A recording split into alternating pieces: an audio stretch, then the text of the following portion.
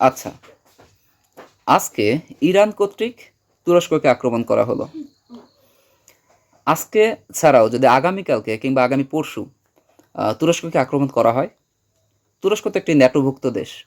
যদি আক্রমণ করা হয় সেই ক্ষেত্রে ন্যাটোর যে আর্টিকেল 5 কিংবা কালেকটিভ সিকিউরিটি যেটা আছে সেটাকে অ্যাপ্লিকেশন করা হবে। যদি সেটা অ্যাপ্লিকেশন করা হয় তবে তো এটা তৃতীয় বিশ্বযুদ্ধ কিংবা ওয়ার্ল্ড ওয়ার 3 এটাতে টার্ন করবে। এটা কতটুকু সম্ভাবনা আছে সেই জিনিসটা আজকে একটু দেখব আমরা। প্রথমত, আম, যদি ন্যাটোর আর্টিকেল 5 প্রয়োগ করতে হয় সেই ক্ষেত্রে কিছু ক্রাইটেরিয়া আছে। যেমন প্রথমত হচ্ছে এটা আর্ম কনফ্লিক্ট কিনা কিংবা সশস্ত্র আক্রমণ কিনা সেটাকে প্রুভ করতে হবে, শতভাগ প্রুভ করতে হবে। আন্তর্জাতিক আইনে দুইটা বিষয় আছে, একটা হচ্ছে চেষ্টা করা, অপরটি হচ্ছে সফল হওয়া।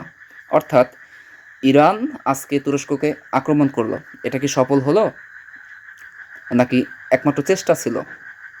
এই দুইটা বিষয়। আমরা জানি যে এই আক্রমণটি সফল ছিল না এবং আকাশেই বা আকাশ সীমার ভেতরে, নির্দিষ্ট আকাশ সীমার ভেতরে এটাকে ইন্টারসেপ্ট করা হয় এবং তুরস্কের কোনো ক্ষতি হয়নি। সুতরাং এটা আর্টিকেল 5 বৈধ করে না। দ্বিতীয়ত হচ্ছে স্কেলেটেড ল্যাডার কিংবা যুদ্ধের সিঁড়ি। স্কেলেশন ল্যাডার কিংবা যুদ্ধের সিঁড়ি এটা হচ্ছে একটি জিও পলিটিক্যাল টার্মস বা একটি ভূ রাজনৈতিক তত্ত্ব, যার মানে হচ্ছে আজকে যদি তুরস্ক এই আক্রমণের পরিপ্রেক্ষিতে কিংবা ভবিষ্যৎ এরকম ছোটোখাটো কোনো আক্রমণের পরিপ্রেক্ষিতে আর্টিকেল 5 প্রয়োগ করে, আমরা জানি কি তুরস্ক হচ্ছে দ্বিতীয় বৃহত্তম একটি দেশ যা ন্যাটোতে তার সৈন্য প্রোভাইডার হিসেবে দ্বিতীয় বৃহত্তম দেশ। সুতরাং তুরস্কের কথার ইম্পর্টেন্স আছে। সে চাপ প্রয়োগ করলে হয়তো বা ন্যাটো 5 অ্যাপ্লাই করতে পারে, এতটুকু ক্যাপাবিলিটিস তার আছে। কিন্তু যদি সে চাপ প্রয়োগ করার মাধ্যমে ন্যাটো আর্টিকেল 5 প্রয়োগ করে সেই ক্ষেত্রে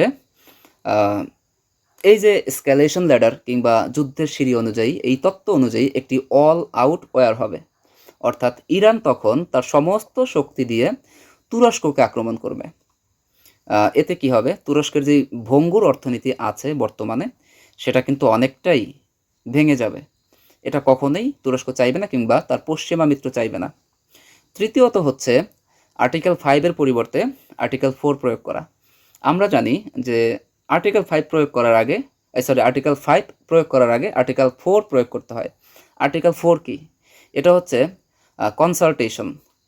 হ্যাঁ, এটা হচ্ছে পরামর্শ। অর্থাৎ আর্টিকেল 4 অনুযায়ী আর্টিকেল 5 প্রয়োগ করতে হলে ন্যাটোভুক্ত অন্যান্য যে দেশগুলো আছে তার সাথে কনসালটেশন করতে হবে। কোন বিষয়ে কনসালটেশন করতে হবে? ওই যেই হামলার পরিপ্রেক্ষিতে আর্টিকেল 5 প্রয়োগ করা হবে সেইটা জাস্টিফাই করা, ইনভেস্টিগেশন করা, ন্যাটো কর্তৃক ইনভেস্টিগেশন করা।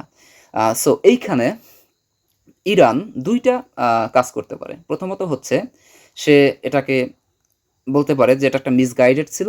অর্থাৎ ইরান বলতে পারে যে আমি এই মিসাইলটি হচ্ছে ইসরায়েলের উপরে থ্রো করছিলাম, নিক্ষেপ করছিলাম, কিন্তু সেটা ভুলবশত তুরস্কের দিকে যাচ্ছিল। দ্বিতীয়ত হচ্ছে ফলস ফ্ল্যাগ। অর্থাৎ যদি ইরান বলে যে এই আক্রমণটি ইরান নয় বরং ইসরায়েল তুরস্কের উপরে করেছে, সেই ক্ষেত্রে ন্যাটো কর্তৃক যে 5 অ্যাপ্লিকেশন করা হবে সেটা কিন্তু তার বৈধতা হারাবে। এরপর চতুর্থ যেটা আছে সেটা হচ্ছে মোটামুটি অনেকটাই ইম্পর্ট্যান্ট।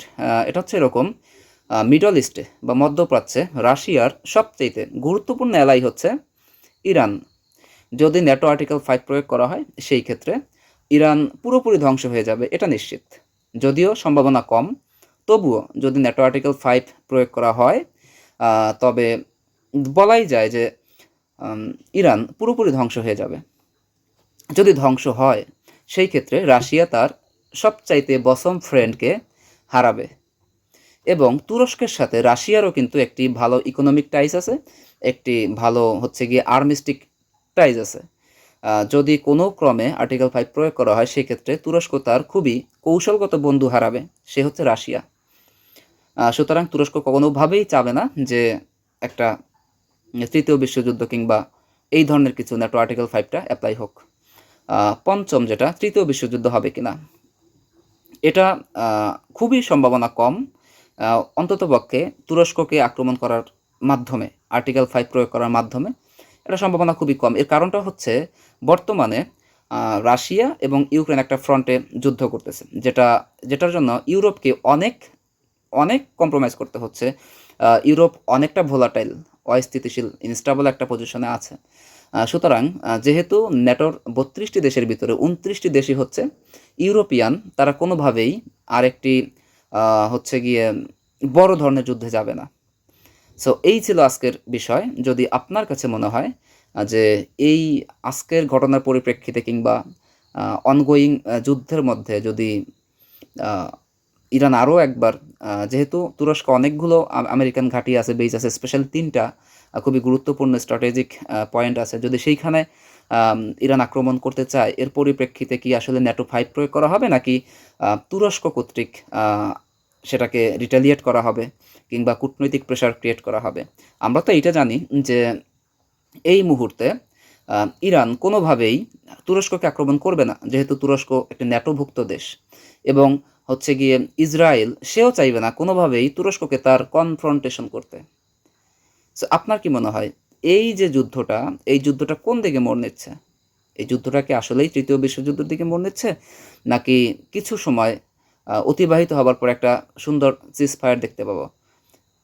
আপনি অবশ্যই আপনার গুরুত্বপূর্ণ মতামতটি জানাবেন। Thank you.